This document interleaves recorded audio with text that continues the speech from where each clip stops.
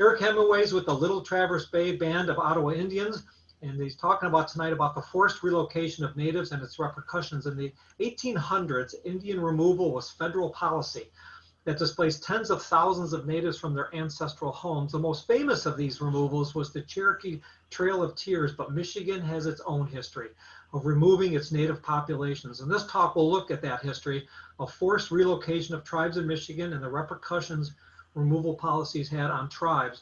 Eric is an Anishinaabe Odawa from Cross Village, Michigan. It's just north of Petoskey, just north of Harbor Springs. He is the Director of Repatriation Archives and Records for the Little Traverse Bay Band of Odawa Indians, a federally recognized tribe in northern Michigan. Eric works to collect and preserve historical information that is used to support the Little Traverse Bay Band, the government, and creates educational materials on Odawa history, such as exhibits, signage, publications, presentations, curriculum, and media. Maybe today, Eric, we can talk a little bit about what your work on Mackinac Island. I've seen all those signs as I've pedaled around there. Eric has worked on numerous repatriations of native human remains under the Native American Graves Protection and Repatriation Act. We can talk a little bit about this too, about for a long time, museums were terrible, but so were many private collectors on collecting human remains of Native Americans. He is part of that review committee and currently sits on the boards for the Historical Society of Michigan, the Michigan Humanities Council, and the Little Traverse Conservancy. Eric, welcome to the Rochester Hills Museum and our Zoom program tonight. I'll turn it over to you. Oh, I'd say thank you, Miigwech. Thank you in our language for having me on tonight. And I'm going to attempt to share my screen. There we go.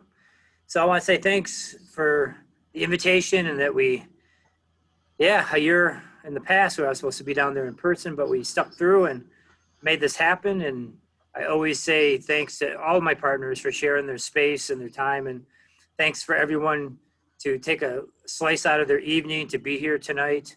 That means a lot to me. I know there's many things we could be doing besides staring at a screen that we've all been doing too much of lately. So I want to say thanks for taking one more hour to do this. I promise to make it interesting as I can and talk about a really difficult story that not just is an American story, but it's a Michigan story, and that's Indian removal. And as Pat said, I'm Anishinaabe. I'm Odawa from Cross Village, and I heard these stories growing up as a kid, and it was disturbing and frustrating and irritating and all the above to not hear this in school. You know, that we talk about the Cherokee for a day, and then we don't talk about us in Michigan. So having gone through that personally, I've sort of made it my personal mission to get the story out there and to just bring awareness to it. So A Dark Path is the removal of tribal communities in the 1800s. So the beginning of removal under the United States, it begins after the War of 1812. And after the war, we see the United States take a very different attitude and approach towards tribes. The Odawa and the Potawatomi and the Ojibwe, who are all known as the Anishinaabe collectively, they fought against the United States 3 times. They fought against the United States in the Revolutionary War. They fought against the United States in what we call Little Turtles War, or War of the Old Northwest between 1790 and 94, and finally in the War of 1812. So that's our introduction to America. And we are fighting to keep our lands and our resources and our way of life. Well, after the War of 1812 was concluded in 1815, things drastically changed for the tribes, and they changed very, very quickly east of the Mississippi. And after the War of 1812, expansion starts to really blow up for the United States. They win this major international war against the British and other tribal nations, and this gives them this open door, so to speak, to move west. And tens of thousands, hundreds of thousands of immigrants are pouring in from Europe every year, and they're looking for land. And there's this vast abundance of land here, but there's one thing that's standing in the way: the tribes. So yes, the War of 1812 concludes, but we have all these subsequent wars against the United States between tribes. But with Michigan, the vast majority of tribes sided with the British, or I should say the British sided with us against the Americans, and we lost out. And with this, whole generation of fighting against the United States, it creates a lot of hard feelings. There's these hard feelings between settlers and tribes, between the United States and tribes, and vice versa. And a lot of stereotypes start to develop out of these interactions, such as barbaric, savage, stoic, things that we're still trying to shake to this very day, but are really born out of this conflict between the United States and the tribes. And then, if things couldn't get any worse, Andrew Jackson is elected president in 1829. And Andrew Jackson is on the $20 bill. Everybody's seen him. Everybody knows him. And he fought in the War of 1812, but he also had a reputation as what we call the Indian fighter. He would lead federal soldiers and army against tribes in the Southeast, and particularly the Seminoles. And the Seminoles had 3 different wars against the United States, and Jackson was involved in these. So he had firsthand experience with tribes in combat, and this is what he's bringing to the table when he's elected to the presidency in 1829. But before Jackson is even elected, there are what we call civilization policies in place, and these civilization policies start July 4th, 1776. The United States has a very distinct plan and idea of who the tribes are and how to deal with them. And so if you read through the Constitution and the Bill of Rights, you don't see tribes written into this language. And when you do, it's about trade and about them being barbarians, being savages. And they immediately take federal policy and action to quote unquote civilize us, change our language, change our government, our family structure, subsistence, appearance, religion, everything that makes a native is under the microscope and under the target of these civilization policies, and land will be part of this. And so the idea of removing tribes begins very early with the inception of the United States. They see that they have to get land, and in order to do this, they either have to go to war with tribes or coerce them to remove themselves out of contact from white settlers. So it didn't just spring up with the Indian Removal Act of 1830. This has been in place since day one. And actually, it was in place before the United States declared its independence from Great Britain, when you see France and Britain removing tribes from the East Coast and displacing them for land and resources.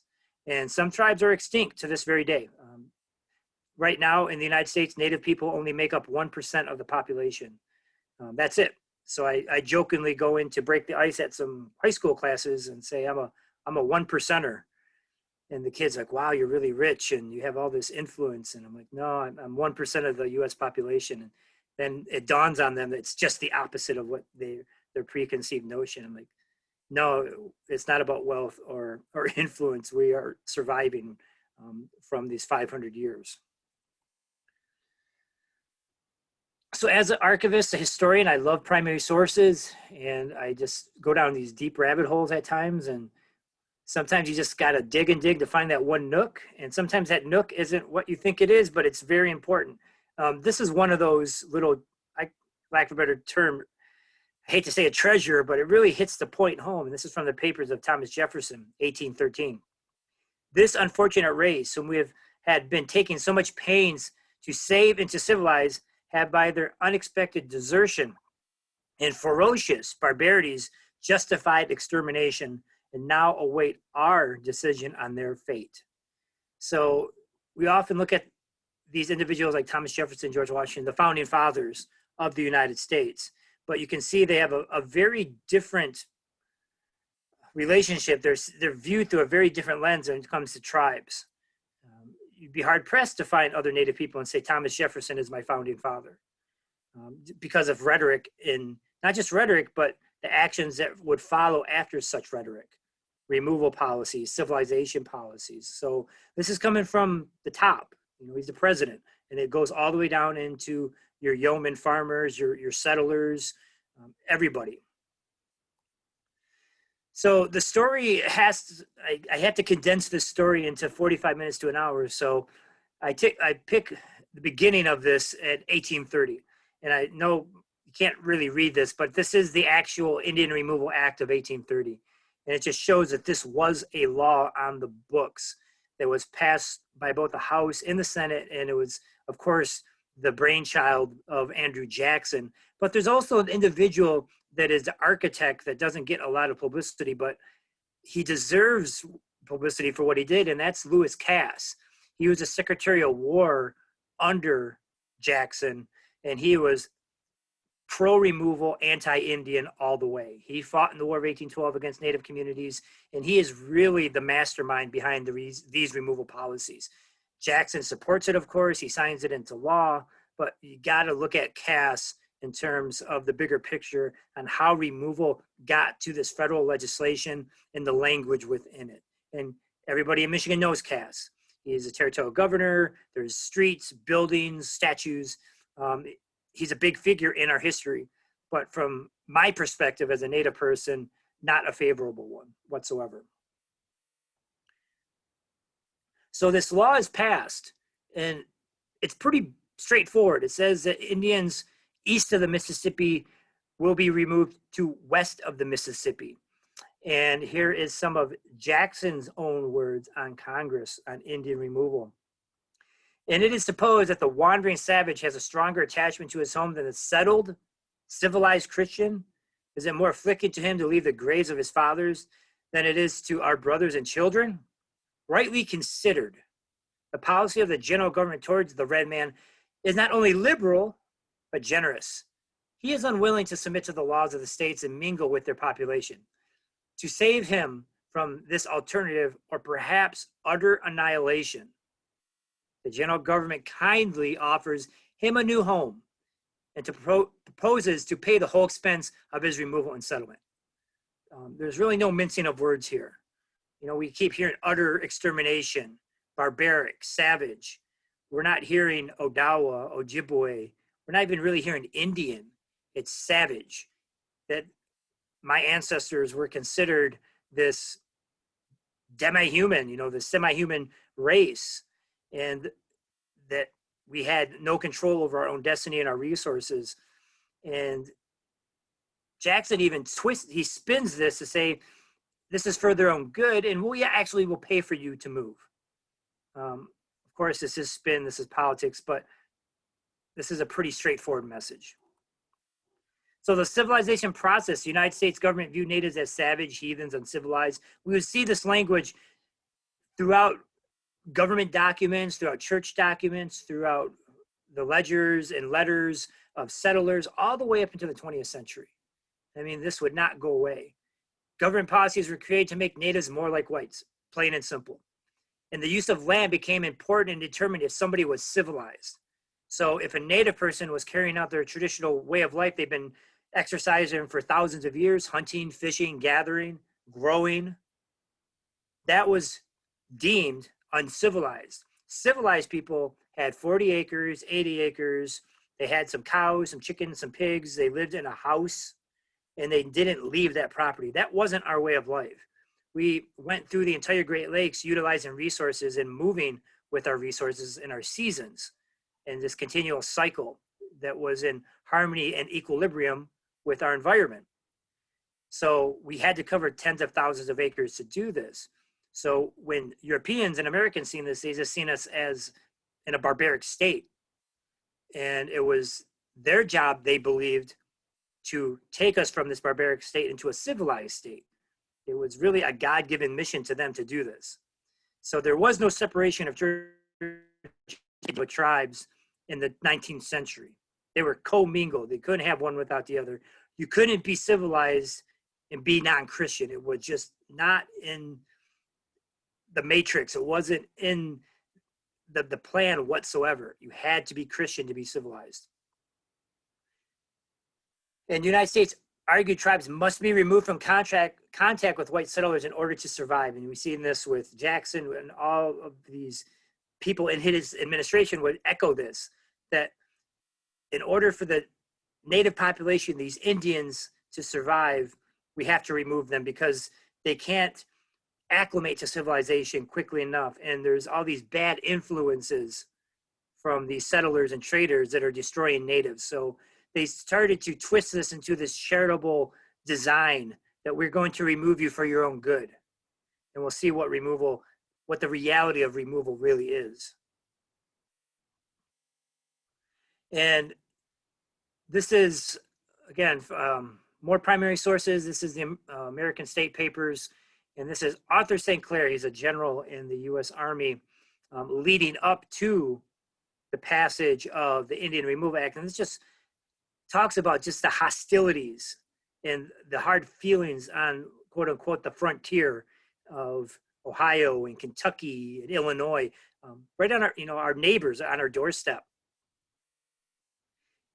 Let's jump to the second paragraph.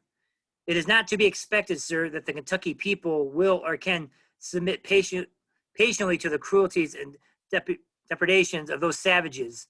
They are in the habit of retaliation, perhaps without attending precisely to the nations from which the injuries are received.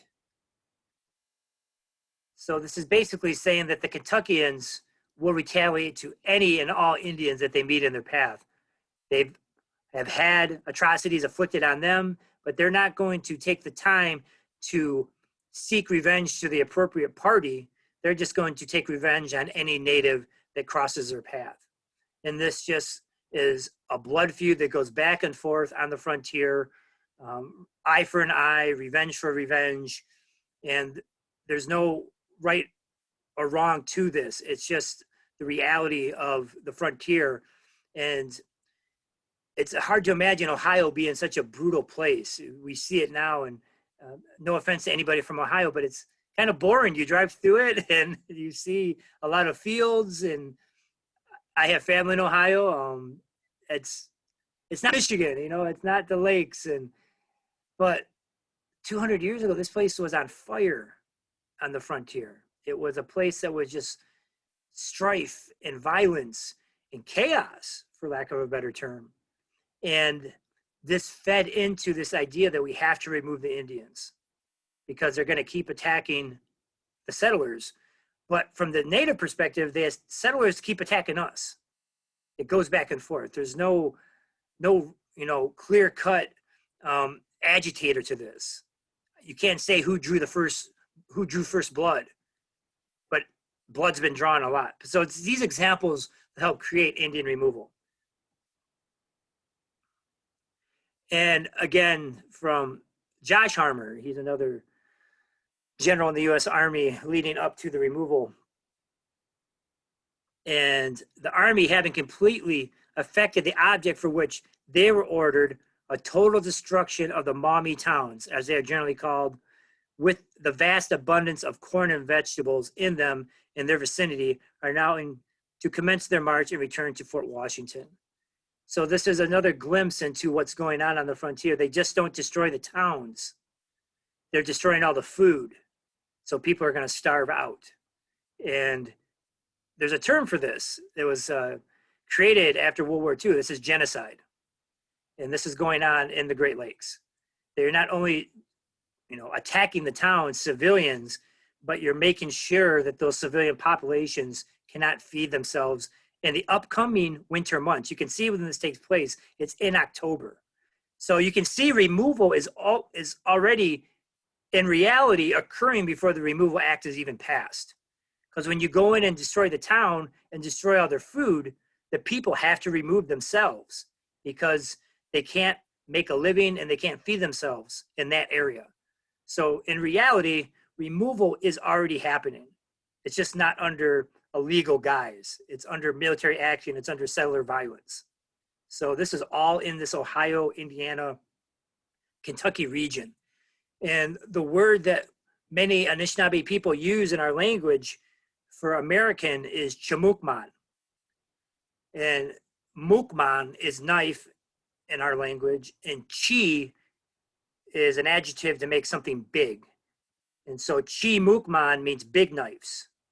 And it refers to the Kentucky militia with their swords. So that still is in our history within our language about what was happening on the frontier. And Chamukman is different than Jaganash. That's British. So there's a distinct distinction between the two. Chumukman Jaganash. And like I said, to this day, some Anishinaabe people say when they are referring to Americans, it's Chumukman. And I think that's a pretty powerful oral history of how, this type of this warfare just seeps into your people. So we can't talk about removal without talking about the Cherokee Trail of Tears, because it is the largest mass removal. And this is a map. It wasn't just one march. It was multiple marches, and it occurred over months. And you can see the different routes that were taken. And the vast majority of the Cherokee were moved out of Georgia. And it's a age-old story. They found gold in them hills. They found gold on Cherokee lands. And when that happened, people have what they call gold fever. They actually go insane. They go crazy. And they will do anything to get that wealth. And lucky for them, there was a president in the White House who supported all the Indians being removed, and this is all they needed. And so they started to en masse remove all the Cherokees.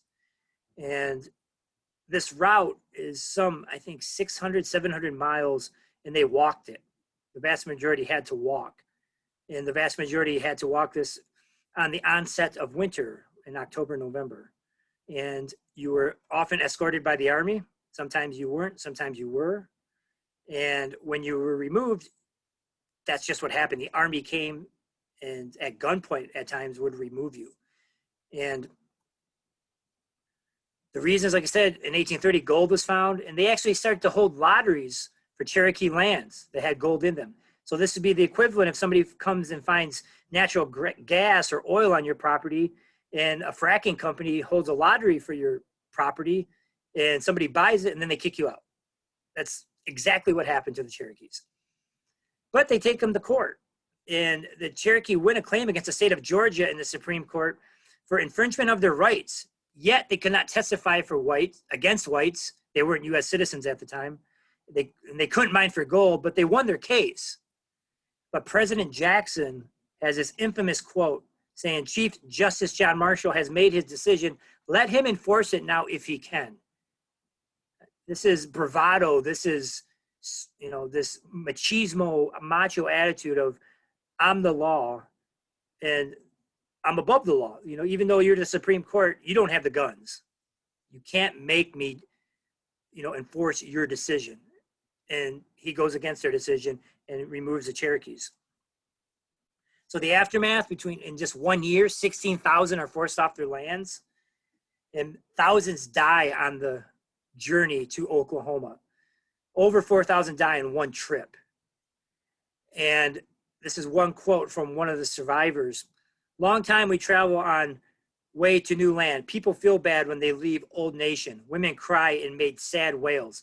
Children cry and many men cry, and all look sad like when friends die. But they say nothing and just put heads down and keep on, go towards west. Many days pass and people die very much."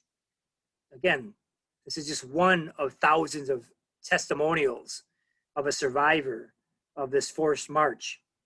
And the Cherokee are forced to abandon their farms, their cultural areas, their burials, their family members, and many are still in Oklahoma to this very day. Now we get what we call the northern removal. Now it's easy to look south and say, "Oh, that's horrible," and it is. It's 40 different tribes in Oklahoma. None of them are from Oklahoma. Oklahoma is an anomaly in the United States when it comes to Indians. We'll get to that later. But it happened here in Michigan. And the Potawatomi were the targets, southwest Michigan. Potawatomi communities are removed from southern Michigan and northern Indiana between 1838 and 1840. Over 800 Potawatomi would be forced west to Kansas. And the army was stretched so thin during this time period that they would hire conductors, hired hands to help catch Indians and move them west. And one of the most fascinating stories of this removal is Chief Mawago. And Chief Mawago would be captured under a trick. And the U.S. Army couldn't capture him in his community, but they finally sent word to him that we want to meet peacefully about this situation. And Chief Mawago believes him. They arranged to meet at a church. And they capture him. And they march his community, his entire tribe, west. So they get to, I believe, northern Illinois, and in the middle of the night, Chief Mawago makes the decision that we can't make it on this journey, because the reality of these journeys is people are starving to death, they're freezing to death, they're dying from sickness. It's a death march. And once you get out to Kansas and Oklahoma, it doesn't get any better because you're in an alien environment. You don't have the lakes to fish from. You don't have your gardens to grow food.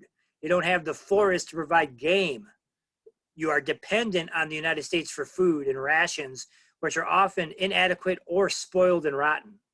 So when you get out there, the chance of you starving to death are just as great as when you're on the march. So tribes take every means necessary to avoid removal. And the majority of people who die on removals are women, children, and old people, especially children. They're the most vulnerable. They can't withstand 10 hours of marching for weeks on end in sub-zero temperatures. They just can't do it. And they die. That's the reality. So Mawago knows this, and he just takes a big risk. In the middle of the night, him and his whole tribe escape and make it back to Michigan. They don't get captured. They're still here to this day. It's the Huron Band of Potawatomi Indians. It's an amazing story. But if they would have been caught, they probably would have been shot. But they didn't. And so I had to read the story 2 or 3 times to make sure it wasn't some, fantasy or, this is too good to be true, but it happened. Chief Pokagon, he's such a big deal, they named the tribe after him. It's the Pokagon Band of Potawatomi Indians. And for good reason. Chief Pokagon, through his leadership, enabled that tribe of Potawatomi to stay in southwestern Michigan. Leopold's Band of Potawatomi is situated near Silver Creek in Cass County. They were land-owning Catholics. Again, if you could demonstrate to the federal government that you are quote-unquote civilized, you had a much lesser chance of being removed, because savages are the ones who are going to get removed first. The band bought lands from annuity payments, as other bands of Anishinaabeg did in Michigan. They look and say, hey, our white neighbors own land. They have a deed and a title. They're not getting kicked off. We'll do the same thing. So they start to buy their own land as an extra insurance policy. Leopold Smart, he would go to Detroit to obtain written permission from Associate Justice of the Michigan Supreme Court. I can't pronounce this guy's name, so I just say Ransom, in 1840. This is a critical move, was in anticipation to forced removal. Judge Ransom granted Leopold's band permission to remain on their lands. Later in 1840, General Hugh Brady, who was in charge of clearing out all the Potawatomi, would meet Pokagon, and he would bring the army to Pokagon's village with orders to evict them. And Leopold went out and met General Brady, and he met him with this declaration from Judge Ransom, granting them legal permission to remain on their lands. Now, Brady did not agree with this. He argued it, but ultimately he let the Potawatomi stay. Now, if Pokagon did not have that letter, it may be a very different story. But he had the foresight to go get some legal opinion from a very high source, and it worked. So, amazing story. This guy in his 70s, maybe 80s, goes out and meets an entire regiment with one letter, and they're armed to the teeth, and he wins. And Leopold would die within a year after this.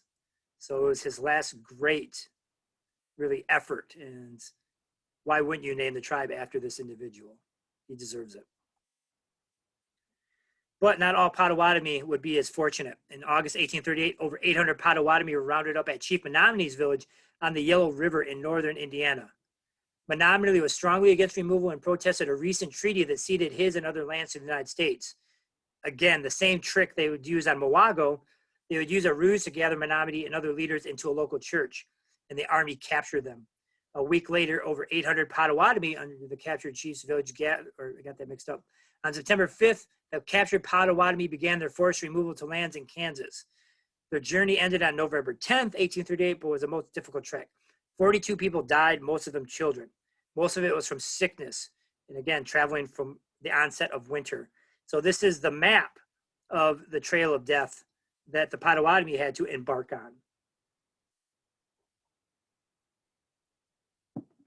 And many Odawa from northern Michigan would go in winter down by Kalamazoo and Grand Rapids, and they would winter with their Potawatomi kin. So there's a lot of intermarriage between us and the Potawatomi.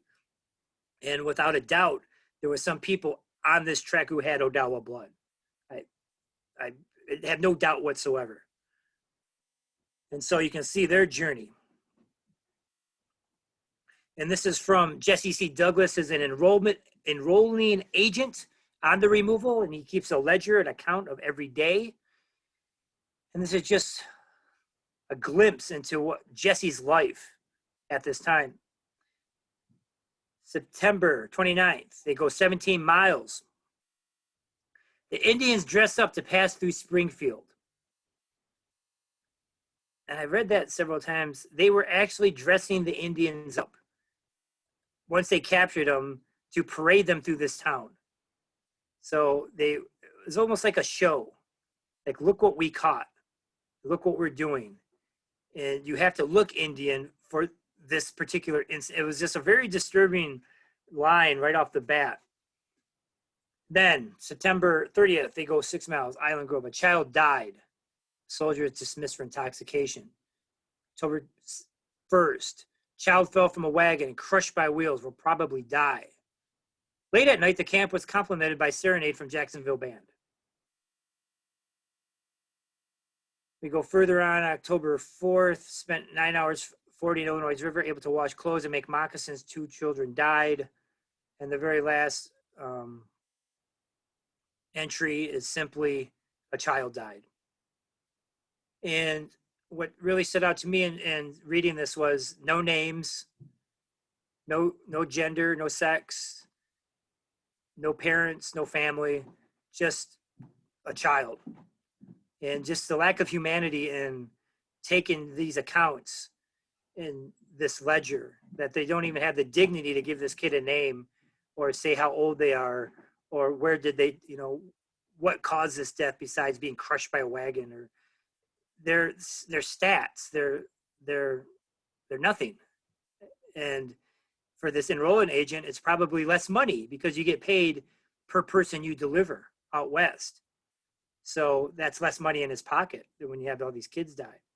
But just this very cold account of what's happening to the Potawatomi. So it's not just the Cherokees that are going through this.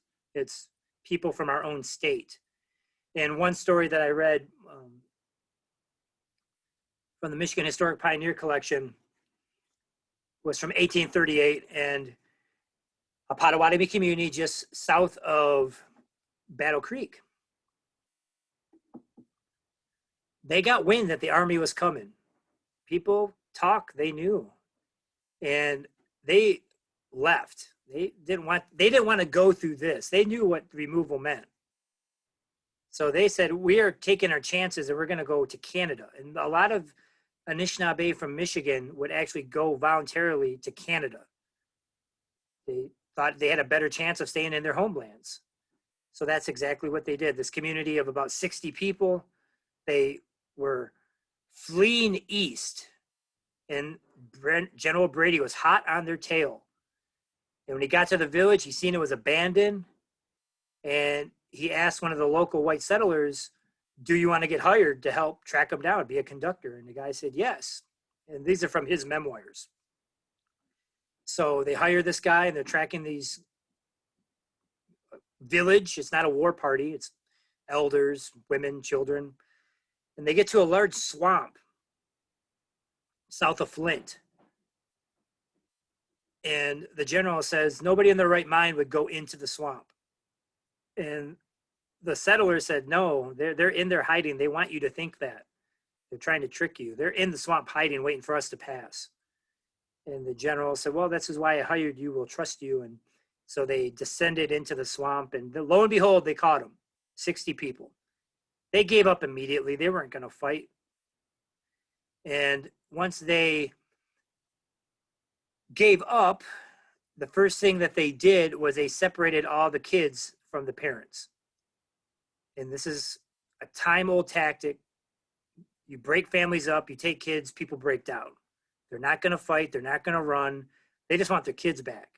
So the settler talks about immediately grabbing all of the kids and separating them, and parents throwing themselves on the ground, crying, wailing, running towards their kids. And then they put all the adults in shackles and lay them face down in the mud.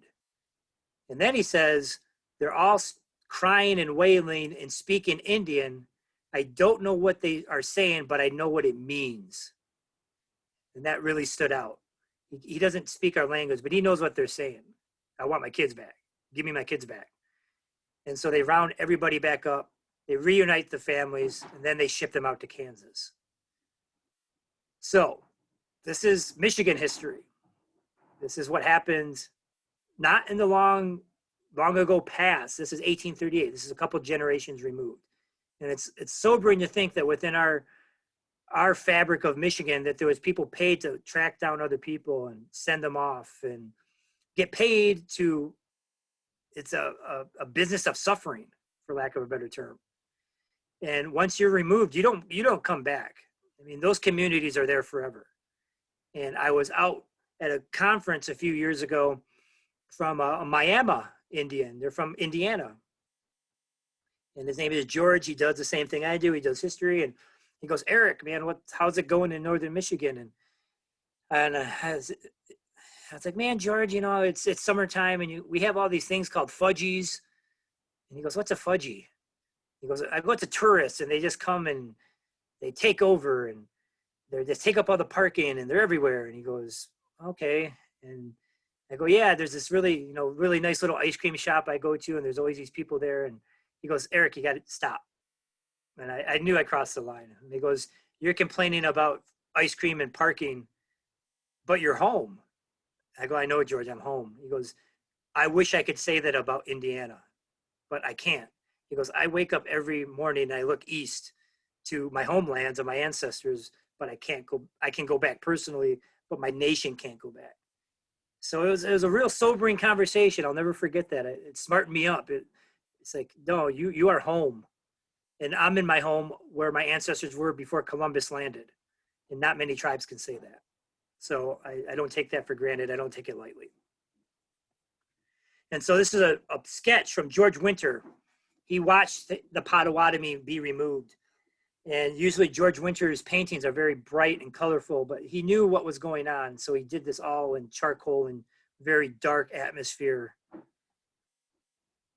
with the army escorting and on their horses. And he was neighbors to the Potawatomi. And he followed them for quite a while of sketching their removal. So these are pretty rare sketches called the George Winter sketches.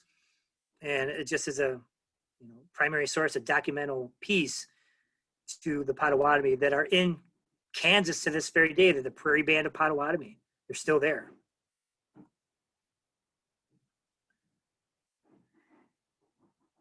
And nothing says the government is serious about something like appropriating funds. So the United States government appropriated funds in its annual budget to remove tribes from their homelands. In the Commission of Indian Affairs annual report of 1827, he reports the reasons for this increase in the expenses of the Indian Department are to be found in the new obligations imposed by recent treaties, in the extension of our intercourse with the Indians, in the immigration of the Indians from the states of Ohio, Indiana, Illinois. Now, immigration is a lot nicer word than removal, but that's what it is. It's forced removal. And they're paying lots of money to do this. Army, conductors, food, lodging once they get out to Kansas, Oklahoma. So it's a big endeavor for the government to do this. And also in treaties. So a lot of these treaties were signed in the 1820s, 30s, 40s under some very difficult circumstances. If you didn't sign the treaty, what's the repercussion? The army would come and remove you. So it's many times an agreement under duress. So like this 1828 Potawatomi Treaty, they cede additional lands to the United States. Tracts of lands are reserved for individuals, but removal is a clause inserted into these treaties. It's written right into the document. So there's always this loophole for the government to remove us. They said, oh, look, you signed this document. this binding agreement. And within this binding agreement, it says we can remove you. But if you don't sign the agreement, they're going to remove you anyway. So you sign the agreement and then you work towards fighting against that removal.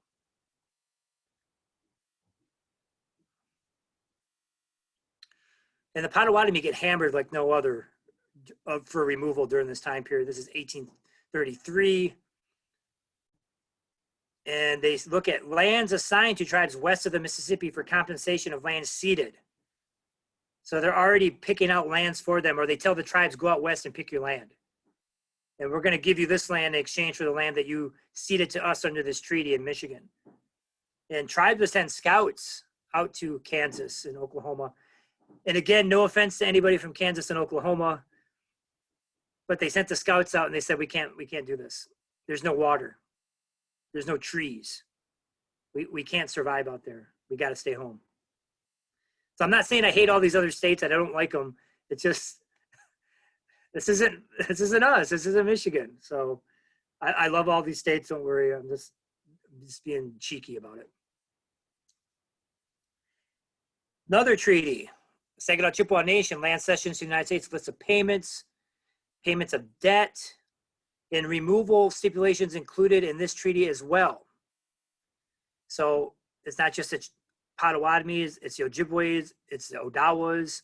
All of the treaties that we signed have these removal clauses in them. Then again, another treaty is from the Upper Peninsula.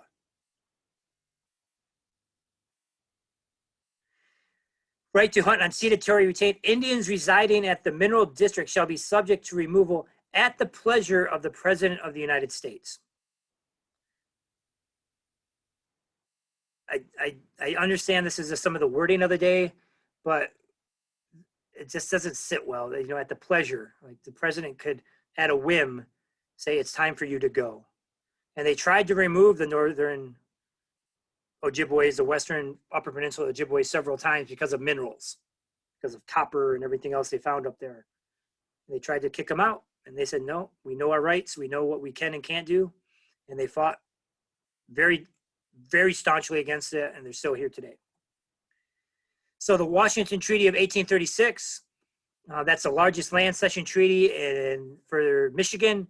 The second article, from the cession, aforesaid the tribes reserved for their own use to be held in common the following tracts for the term of 5 years from the date of the ratification of this treaty, and no longer unless the United States shall grant them permission to remain on said lands for a longer period. Basically saying we got 5 years. And after 5 years, the president, the United States, can remove you if they so choose. So we bought ourselves 5 years with this treaty. But we fought back. And we would fight back with leadership that's on, this incredible leadership, incredible foresight and vision. And people took action immediately to stay home. And Augustine Hamlin, one of my favorite characters in all of history, would be a spokesman for the Odawa and Ojibwe of Northern Michigan. And he would write letters and petitions on our behalf. And he's writing this to Lewis Cass in 1835. It is a heart-rendering thought to our simple feeling to think of leaving our native country forever, the land where the bones of our forefathers lay thick in the earth, the land which has drank and which has been bought with the price of their native blood, and which has been thus safely transmitted to us. It is, we say, a heart-rendering thought to us to think so. There are many in local endearments would make the soul shrink with horror at the idea of rejecting our country forever. The mortal remains of our deceased parents, relations, and friends cry out to us, as it were, for our compassion, our sympathy, and our love. And Augustine speaks 4 languages. English is his 3rd language. And he uses all of his to fight back against removal with letters like this, saying, we have to be by our dead. We have to be around our relations. It's just as important as anything else. And Nawagijik, Noonday, very famous Odawa leader and chief out of Grand River, Grand Rapids. He fought in the War of 1812. He would write to Jackson as well. Now we take a pen to communicate our thoughts, not only with what is in our minds, but which comes from our whole hearts we shall speak. We are afraid. And the reason is because you are you already would take our land. We think not to shoulder this our land and carry it to where you are. It is too heavy. We hear that you would make a treaty for our land. We refuse to go. It is too hard for us. We think to remain on our land here and not sell it. You know we obtained our land from the Great Spirit. He made it for us who are Indians. When we die, we expect our bodies to rest on this land. Our fathers and mothers in relation are here, and therefore we cannot sell. Again, the same message. Your people are in the earth. They're part of the earth. They're part of the land. And I consider them anchors, that they keep you grounded. They don't leave you and you don't leave them. It's this relationship that never has a beginning or an end. And these very articulate and powerful Odawa leaders are expressing this to somebody who is anti-Indian, racist, discriminatory, a bigot. President Jackson and Lewis Cass, they're not intimidated. They're not afraid. This is what we believe. And it worked. We were able to weather this storm and ultimately stay home. And Henry Schoolcraft, who was an Indian agent for Michigan, he's supposed to be our guy. He's our agent. There are no lateral causes to be evolved, it is believed, which will arrest the spread of the Saxon race over the whole continent.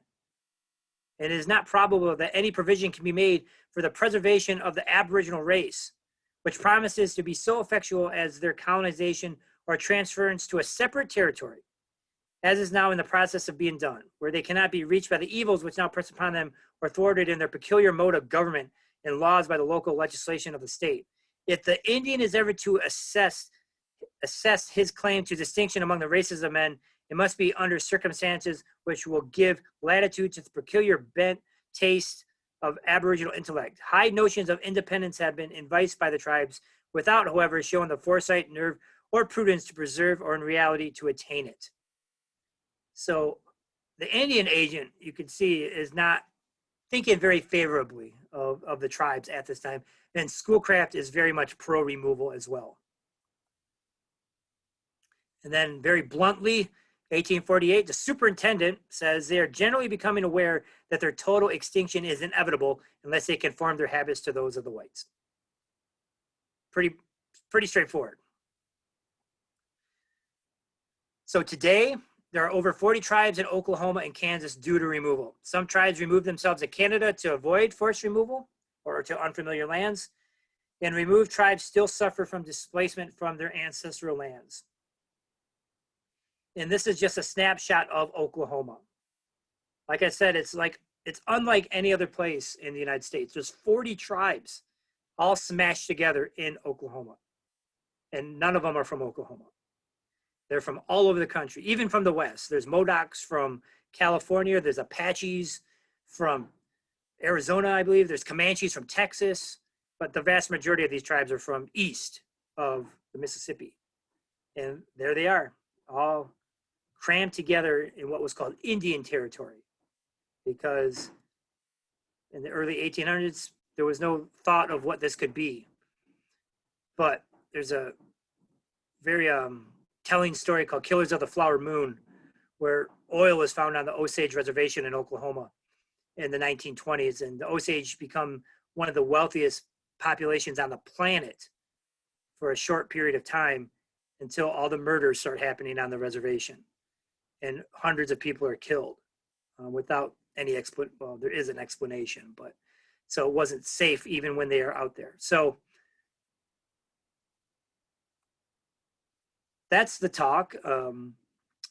Lot to think about, but there are 12 federally recognized tribes in Michigan to this day, and they all avoided removal in their own way. So I want to say miigwech to my ancestors who did this for me. I was in their thoughts along with all the other generations today. And I also want to respect the tribes that were removed and their story. So that brings us to, I think, our time. I went over a little bit, but we still have a few minutes for questions. Certainly. So we do have a couple questions in our comments here. And one of the first one was, the Michigan Native American tribes that are extinct, where were they located? So are there any tribes that disappeared? from the history altogether? From Michigan? Yes, specifically Michigan. There's one tribe that I do know about, I've read about, it's called the Mushkodesh. And they were pushed out before Europeans even came here, and they were pushed out by the Odawa. So there was a great intertribal war actually in northern Michigan. And there's a stereotype that all Indians get along. That's not the case. We fight with each other like everybody else on the planet. But in terms of post-contact, post-European contact American, we stayed. And none of us are moved out, or some of us were, I'm sorry, the Potawatomis, but none are extinct. Another question we have in the chat box, and if you have any, we can take some over the microphones at the end, or you can drop them in the chat box as well. But the next one is, were some Native Americans sold into slavery like Africans were sold into slavery? Yes, and this was more prominent out west, that there was a lot of slavery occurring, especially in California. And there's a very difficult book to read. It's called An American Genocide, and it's about the California Indians. And they had state-sanctioned genocide in California, bounties throughout the state, especially when gold was found. So they would not just hunt them down, but they would enslave them to mine the gold. So there was slavery. Very good. I'm just pulling up the book link there for people. Another question is, was any white leader who defended the Native American cause? So I think you spoke about one or two, but was there anyone else that sticks out in your mind? Yeah, there was. I'm really hyper focusing on the anti-stay in Michigan leaders like Jackson and Cass.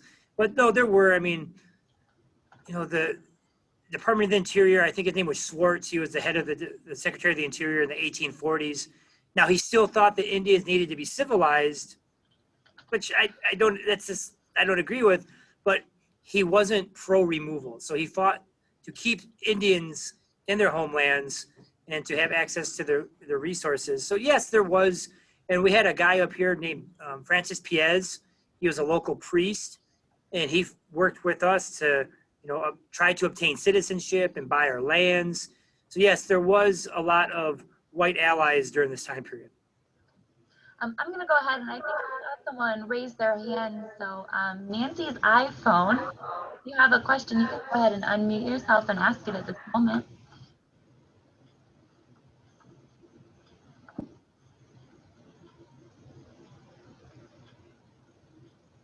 Maybe not. Maybe that was a mistake. All right, we'll jump back in. Another question is, with the current affairs of social and racial injustice, how is that Native Americans are constantly forgotten? So how do Native Americans kind of fit into our conversation, and why aren't they there? That's an excellent question. This is my perspective, and I should have put this disclaimer out there. This is I don't speak on behalf of all Native people. And that's a really big misnomer. We run into this all the time. It's like, well, I spoke to this one Indian, so they think that they speak on behalf of the nation. That's not the case. So to answer your question, I think this happens because natives are only 1% of the population, very small. We're not as visible as other minorities. We don't have the voice of other minorities because of our small numbers. And I was joking with a friend, not joking, if we had a 1 million man march, that would be 1/3 of all the natives in this country. There's about 3 million natives in the country out of 70 million people. You're never going to get 1/3 of any population in one place at any time. So we just don't have the numbers. And then there's this stereotype, this idea that natives are extinct. That's still here to this day. Now in Michigan, we see natives all the time, but I've gone to places in Tennessee, Pennsylvania, and it's eye-opening, so to speak, because they don't have a tribal presence there. Or they think that all tribes are just removed on reservations and they never leave them whatsoever. And that all of their problems and issues occur on the reservation. And that's totally not the case. So we kind of get lost in the shuffle because of our small numbers. But obviously we're still fighting. I mean, huge day for Indian country when Deb Haaland was, confirmed as a Secretary of the Interior, a Native woman. Can't get any bigger. Yeah. So we're not gone. Hey, Eric, one of my questions is last year in 2020, we recognized the 100th anniversary of women getting the right to vote. But Native Americans were even after that, weren't they? It was like 1924 when Natives were finally recognized as citizens of the United States. Yeah, 1924, June 2nd, the Indian Citizenship Act was passed. Last population to receive that equality. And there were provisions in place before that. If a Native wanted to get citizenship, 1, join the military. 2, if you were an Indian female, you married a white male. But in both cases, you had to renounce your tribal citizenship. And a lot of tribal people just weren't willing to do that. All right, we will go to John Grabs next. You have your hand up if you want to go ahead. Yeah, hi Eric, and I wanted to thank you for this presentation tonight. It was really good. Do you know if there's going to be any, I guess, any way to get some of this history into like history classes for students in our schools? Because I grew up in Boyne City, and I wish I would have known about this history when I was growing up, and I just feel like there's so much good information about people that lived on the lands before we did, that I wish more history could be taught about that. Yes, there's efforts being made. There was the social studies standards for the state were revamped a few years ago. I was part of the team that did that, and we got beat up pretty bad in some arenas about what we were doing, but we persevered. And there's 12 different education departments that are part of tribal governments that work to create curriculums and work with local schools. And so, yeah, there's efforts going forward. Just personally, I work with schools. I'm in the midst of developing curriculum with public school teachers. And, a personal goal of mine is to write a book and, have large components of the book have curriculums to coincide with it. So, yeah, we're trying, but again, we're pretty small numbers. Like, for example, in my department, there's 3 of us, including me. And so, we're strong but mighty. And education departments, they have a whole plethora of things they're working on, but it's happening. It's just going to take a little while. Okay, well, thank you very much, and thanks again for your presentation. Thank you for listening. Eric, you had mentioned a story about Cross Village and a church up there. Did you want to talk more about that? Sure. So I guess I'll wrap things up tonight with a little personal story. I guess they're all personal to some degree, but some are more personal than others. And I grew up in Cross Village. Wow. And I went to a one-room schoolhouse, and I'm not saying I'm like 100 years old, and I just aged, pretty slowly, but it was the last one-room schoolhouse in Michigan. So I'll say that, but awesome experience. Loved it. That's when people ask me, where are you from? It's always Cross Village. And I live in Harbor Springs now, but I say I live in Harbor, but I'm from Cross Village. And then when I tell people I live in Harbor Springs, like, oh my God, you must have all this money. I'm like, no, I live where you don't see the water. I live on top of the hill, and I live with all the worker bees. And it's just a different place. But so what Pat's referring to is there's a large cemetery just south of Cross Village at Goodhart, and it's called St. Ignatius. And it's a very large burial. About 300 people are in there. So part of my duties with the tribe is I go and take care of cemeteries in the summer months. And this is one of the cemeteries, Pat, that I go and mow the grass, paint the crosses. If there's, debris, just clean it up, generally speaking. And I do this every year. I'm getting ready to do this right now, make sure my lawnmower runs. But it snowed yesterday, so I got to wait. That's what Northern Michigan is. But it's a good reminder when I go, I love it because it grounds me when I go back out to these cemeteries. And, I'm reading the names. I got family in these cemeteries. about the words that Augustine Hamlin were talking about, what Nawagijik was saying about those ancestors and being with them. So it's something I take very serious, very personal, and I love it. You know, it's just very gratifying work. And when I was a kid, I didn't have a car. You know, we're pretty poor, so it's like a bike got you around, and so I'd bike all over the place. And I was biking to my friend's house and going past this old cemetery in Cross Village, and one of our elders was in there, Dean, and he was on a riding lawnmower. And this is the late 80s. This is before we had the resources that we have now as a tribe. So he did this on his own lawnmower, his own time. And then he seen me and he like waved me down. And so I stopped and went and seen him. And he's like, I know you're up to no good. You're going to go raise hell tonight. I know it. But before you do this, I want to tell you something. He goes, see this whole cemetery? I take care of this. I'm like, yeah, I know, Dean. He goes, but I'm old. And my dad is right there. And my mom is right there. And I'm going to be right next to them when I go. And so who's going to take care of this when I'm gone? And he went back to work. So lo and behold, I'm out there now. And Dean's out there. You know, and I make sure I always go brush off Dean's, you know, grave marker and his plaque. And it's just those continuation, like I said, there's no beginning, no ending. It's those anchors. That's what kept us here. People like Dean and those commitments. And this goes back hundreds, if not thousands of years. And so this is still going on to this day about how the dead are very important to us. And we have what we call ghost suppers every fall, where we feed our relatives. And we still do that to this day. So that's still part of the connection. And that's what they were talking about in those letters, is those burials. So they might be surrounded by $1 million homes and, you know, roads, but it's still their place.